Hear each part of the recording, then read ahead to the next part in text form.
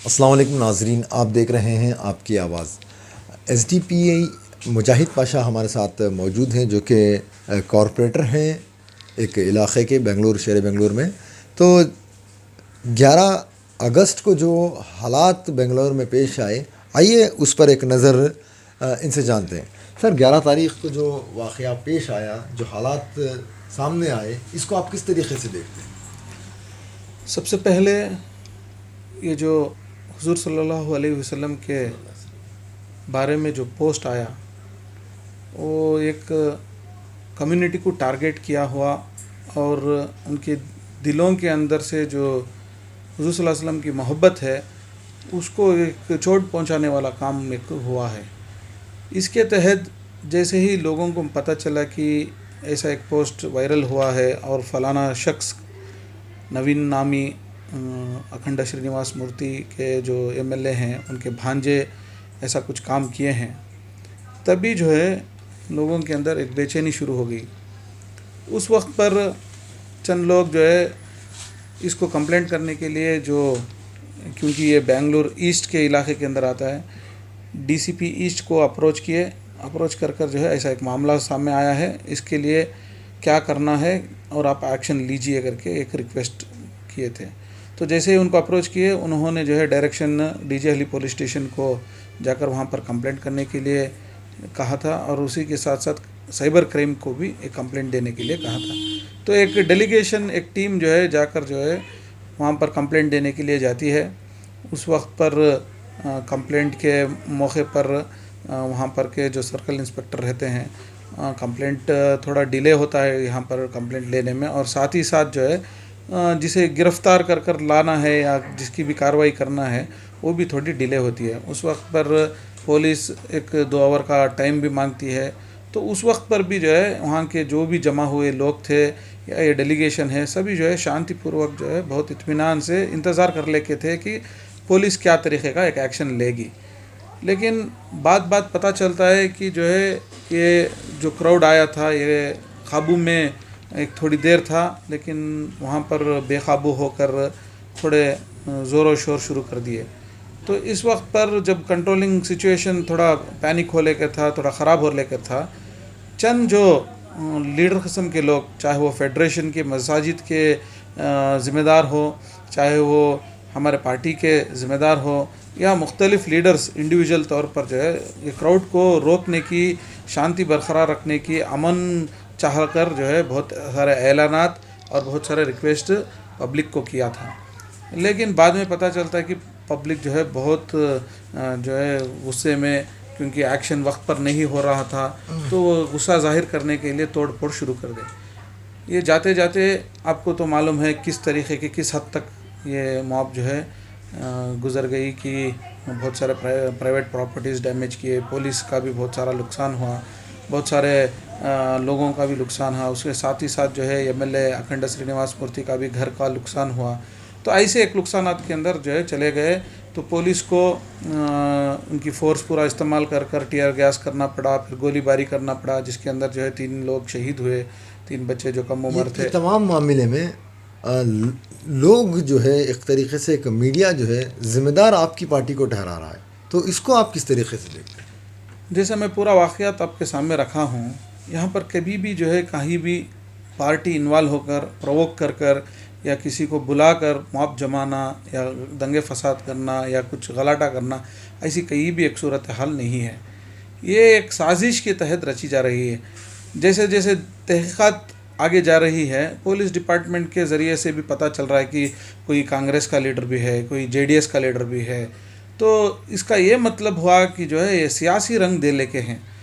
तो क्योंकि आज हुकूमत के अंदर बीजेपी है, तो मुख्तलिफ़ जो पार्टीज़ मौजूद हैं उन्हीं को टारगेट करना है। तो ये एक तरफ एक सियासत रच रहे हैं। और क्योंकि जैसे ही कुछ होता है, सबसे पहले ये आम सी बात है, बीजेपी के अंदर उनके एमपीज़ हो, मिनिस्टर्स हो, फौरी तौर पर ये कह देते हैं कि इसके अंदर कोई एक संगठन का हाथ है या एसडीपीआई का हाथ है, इनको तुरंत जो है अच्छी तरीके से एक जांच होना है, इनको बैन करना है, ऐसी तरीके के एक कमेंट शुरू हो जाते हैं। अब देखो, पीछे ही नेक्स्ट डे के अंदर श्रृंगेरी का एक मामला आया, ऐसा बवाल मचा हुआ था कि शोभा करंडीलाल ने बोला कि एक इंक्वायरी होना है, इसके पीछे कोई एक षड्यंत्र है और हाथ है एसडीपीआई का। लेकिन फौरी तौर पर जब इंक्वायरी होती है, वहाँ की एक एक्स मिनिस्टर भी उनको कंप्लेंट करते हैं कि इसके पीछे कोई एक संगठन या एसडीपीआई का हाथ है।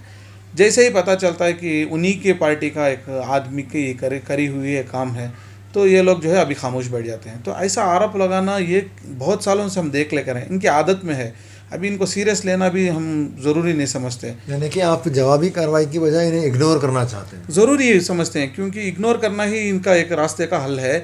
क्योंकि इससे पहले भी बहुत कई इंसिडेंट्स के अंदर यहाँ तक कि इनको शर्म भी नहीं आती, जाकर पार्लियामेंट के पास धरना देते हैं कि पीएम को ये कहते हैं कि एसडीपीआई ऐसे ऐसे किए हैं, इन्हीं के कार्यकर्ताओं के पीछे मर्डर्स का वजह जो है एसडीपीआई के कार्यकर्ता इनको मर्डर किए हैं।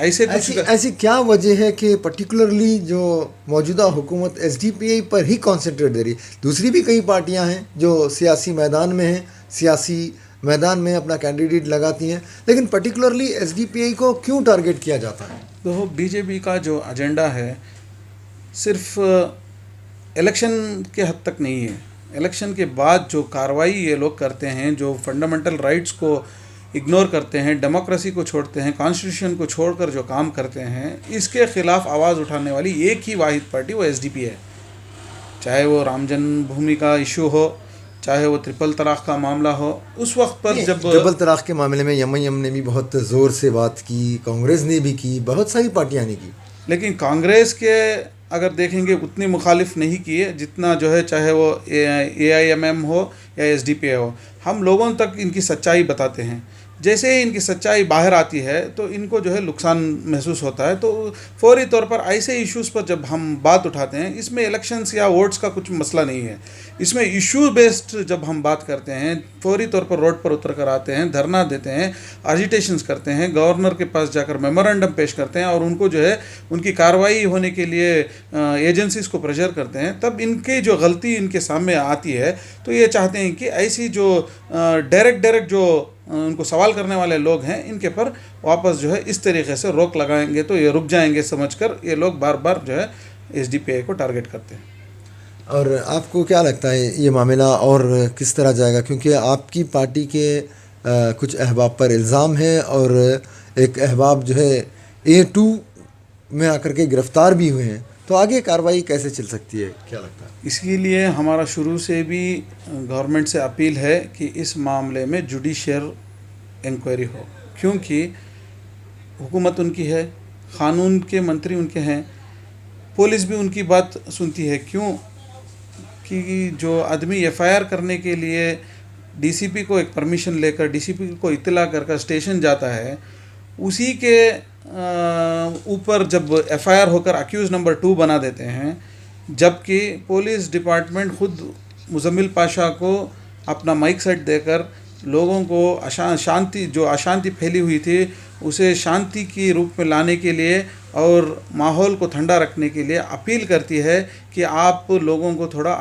एड्रेस करो और शांत रखो। तो जब वो अपील करते हैं, वैसे शख्स को जो है ये लोग टारगेट कर रातों रात इनके नाम पर जो है अक्यूज़ बना देते हैं।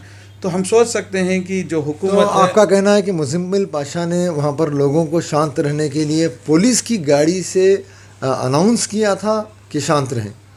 पुलिस का पब्लिक एड्रेसिंग सिस्टम को लेकर माइक लेकर वो वीडियो के अंदर हम पूरे उनके अल्फाज को गौर किएंगे तो पूरा जो है परामन सुकून का माहौल क़ायम करने के लिए अपील थी उनकी। और वो ख़ुद कह लेके थे कि हम पे क़ानून पे भरोसा है, पुलिस पर भरोसा है कि ये लोग इंसाफ करेंगे। लेकिन पता चलता है कि दूसरे ही पल में कि इन्हीं के लिए एक गिरफ़्तारी का एक मौका आ गया। तो हम पुलिस पर कितना विश्वास कर सकते हैं? और ये लोग इनकी जो डिले टैक्टिक्स हुई थी या इनकी जो नाकामी हुई थी वो मुजम्मिल के ऊपर या दीगर जो अफराद के ऊपर लगाकर ये लोग बचना चाहते हैं। हुकूमत की भी इसके अंदर साजिश है। मैं जैसे पहले भी कह चुका हूँ कि इनकी या कोई एक डिपार्टमेंट एजेंसी के तहत अगर जांच होगी तो इसमें नाइंसाफ़ी होगी। इसके लिए जुडिशियल इंक्वायरी होना ज़रूरी है। तो जुडिशियल मतलब जो कोर्ट है उसी के ज़रिए से हम चाहते हैं कि ये किसी पार्टी की नहीं है और हमें उनके ऊपर यकीन है कि कुछ इंसाफ मिलेगा। तो इसके लिए हम भी चाहते हैं कि ये जुडिशियल इंक्वायरी हो।